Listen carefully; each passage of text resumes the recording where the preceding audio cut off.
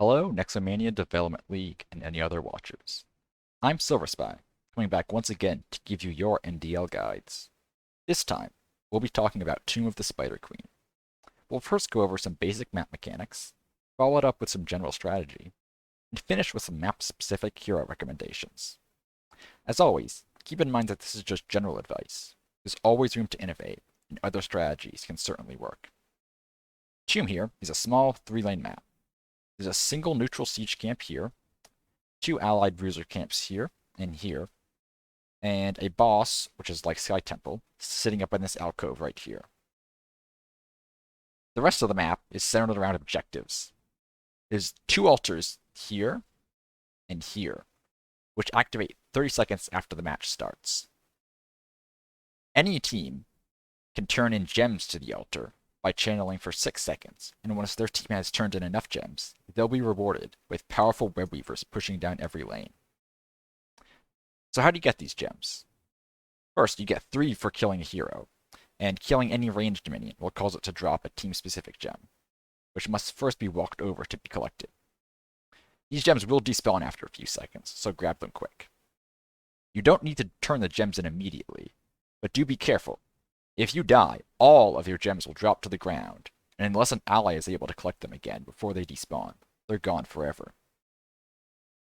At the bottom right of your screen, you'll see a gem counter. I can't show it here, but you will see a gem counter right here for both teams, which shows the total amount of gems that each team has turned in, as well as the gems that all players on your team are carrying. If a team's gem counter is glowing, that means they're holding enough gems to win the objective if they're all turned in. Once a team has won the objective, web weavers will race out from the core along lanes until they reach the first enemy minion wave. At that point, they'll drop, as well as directly attacking enemy units. They also have 2 spells they can use. First, they can summon 2 melee crypt crawler units, which will march with them. They're pretty tanky and they do pretty high damage. They can also charge up a death wave attack, which is very visible. You'll see it charging something up, and then it'll release a wave in front of it. It's slow, but does very high damage. It'll instantly kill any minions, does high damage to any heroes, and shreds buildings. Do know about the web weavers that crypt crawlers do double the auto damage of web weavers each. A web weaver baseline does, I believe, 40 auto DPS. Crypt crawlers do 80, and there's 2 of them. So if you're trying to maximize the amount of damage you reduce, you may want to focus the crypt crawlers first. Final thing to note is that after spawning, a web weaver's health will constantly deplete, so your window to push is limited. That about wraps up mechanics, so let's get to strategy. Tomb is a very rotation-heavy map, as the lanes are so close together. Since top is this boss lane, your 4-man will usually want to control this, so if they do get the boss, it'll push harder. As a result, the off lane is usually bot, with the 4-man rotating between top and mid to start out with. Camps in this map are a little bit awkward. You have 2 choices of camps. You have this siege camp, which is neutral, and so by default is hard to reliably capture. And you have your bruisers, which are on your side, but they're pretty out of the way of your rotations. You have to go all the way over here. And bruisers take a decent amount of time to capture. So there's no really specific meta timings for the camps. I would categorize both of them as, in general, do whenever you have a relevant opportunity. Also worth noting is that bruiser camps are very relevant when web weavers are pushing. With an allied web weaver push, they will obviously heighten your push significantly, both by adding extra units and by the mage's spell armor, buffing your entire wave and making it harder to kill. Against an enemy web weaver push, a bruiser camp will actually stall out the web weaver long enough to kill it before it does anything, if mid-wave is left unattended. So if you see the enemies capturing web weavers, you may want to grab this really quick. And if you see your web weavers pushing with a bruiser camp, just know that if you don't do anything about it, your mid push isn't going to do anything. Wave clear is obviously very valuable in this map. both because rotations are so frequent and grabbing rotational priority is great, and because clearing waves directly contributes to your objective progress. Do consider who you want holding your gems, though. While it might be better to have one or two people hold gems, as they can turn while the rest zone, having only a couple people with all the gems means that if they get picked, you're in trouble. Your tank may also find it easier to walk up to wave and grab the gems, but your tank may also want to be the one zoning, not channeling on the objective. Oh dear. If possible, priority should be put into pushing top, as that means if you capture boss wave, you get much more value out of it. However, remember that all forts are valuable to take, as forts represent safety. Taking out a fort means that there's no longer a safety net for a team to step up to what was previously a neutral position.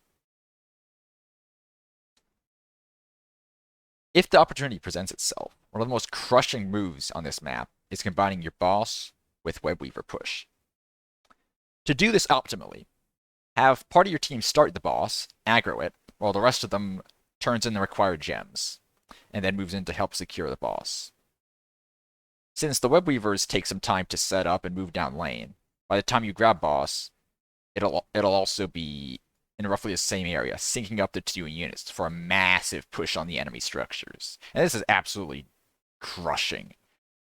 Even if you leave this alone, it'll probably just grab a structure itself. If you push with it, you can grab potentially the entire lane.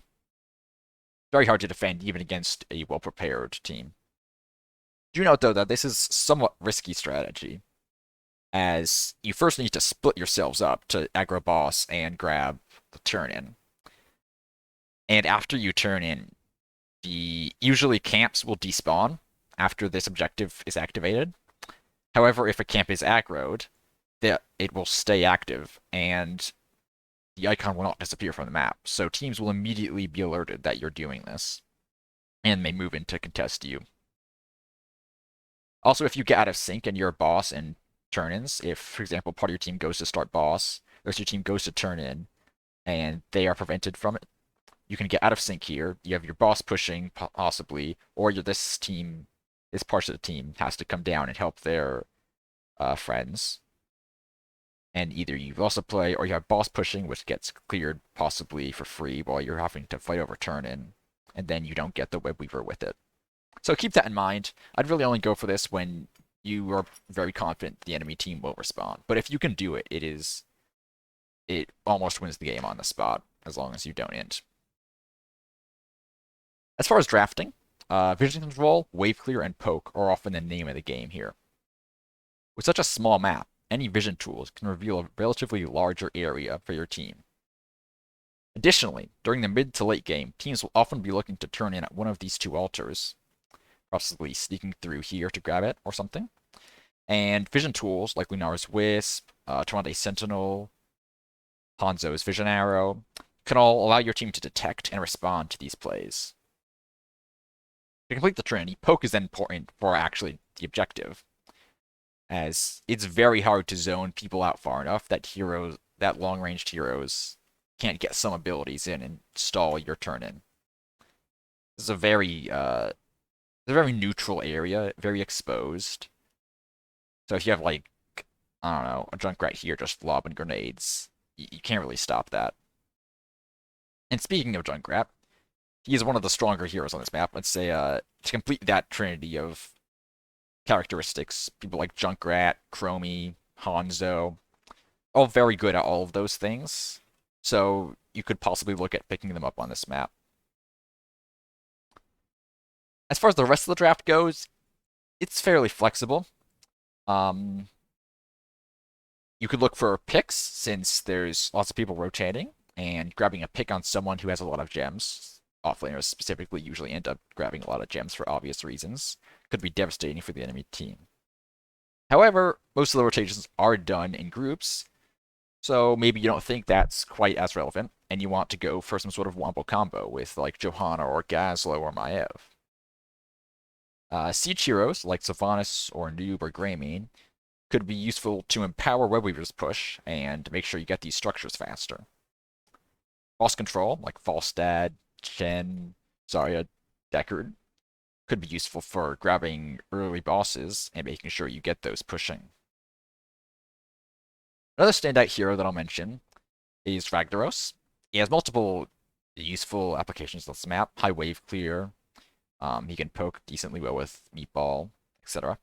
But what makes him kind of unique here is that Molten Core on this mid fort can actually reach multiple lanes. You get obviously you can reach mid lane. You can also reach top lane, and you can reach a little bit of bot lane. It sort of looks like that, honestly. So you can Molten Core mid fort and defend multiple lanes of Web Weaver pushes, and kind of shut down enemy objectives. I wouldn't say he's top tier on the map, but just that interaction is worth considering. And that just finishes up what I had to say for the basics of this map. As always, feel free to reach out to me with any questions, comments, concerns, complaints, lawsuits when you follow this guide and lose, etc. And until then, grab those gems, get those turn-ins, and I'll see you in the Nexus.